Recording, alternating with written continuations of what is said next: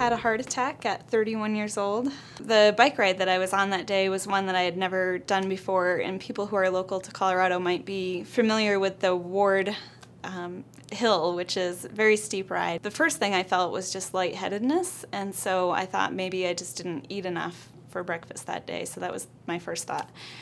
And then as we continued on, I started to feel indigestion. I had neck pain. My friend convinced me to finally go to the hospital, and after being at the hospital for about 4 hours, they finally decided to test my heart because the doctor noticed in my file that I had a family history of heart disease, and it turned out I had a blood clot and an artery in my heart, and I wouldn't have made it through the night if I hadn't gone to the hospital. I was feeling ill, like I had a really bad cold for probably 2 to 3 weeks. Was going to the doctor, and he was treating me for bronchitis. I couldn't walk up a flight of stairs. I was constantly out of breath. And finally, I was at home and just was sitting there knowing that I would not make it through the night. So I called a friend, and he came and took me to the emergency room, where they couldn't get a pulse, they couldn't get a blood pressure reading, and they rushed me right into surgery to get a temporary pacemaker because my heart was stopped. I was about 4 months old, and they did an ultrasound on my heart, and they found out that my heart wasn't really a good size, and so they decided to put me on a list for a transplant. And then I had that heart for about 17 years, and my heart started to fail when I was a junior in high school. I'm way too young, I'm way too healthy. This isn't my life, and if it is, then I want her life. It was too surreal.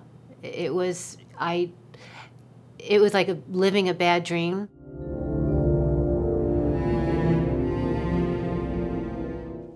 I went red for women in 1988 because on September 23rd, when I had my open heart surgery, all the information, and the only information that was provided to me was from the American Heart Association.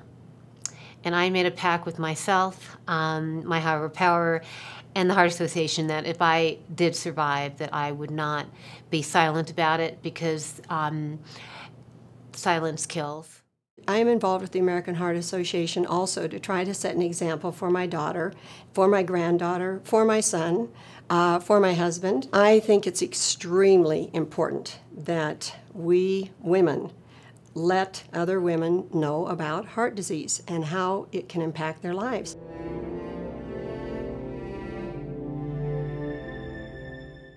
Actually, I participated in another triathlon last summer and was really excited to know that I could still do that, and I actually even performed better than I did in the very first triathlon that I ever did. I'm a freshman in college, and so I'm very happy with that. I love college. I agreed to tell my story because there's always a sadder story out there in the world, and so mine's the happier version. I'm 23 years out of my very first open heart surgery.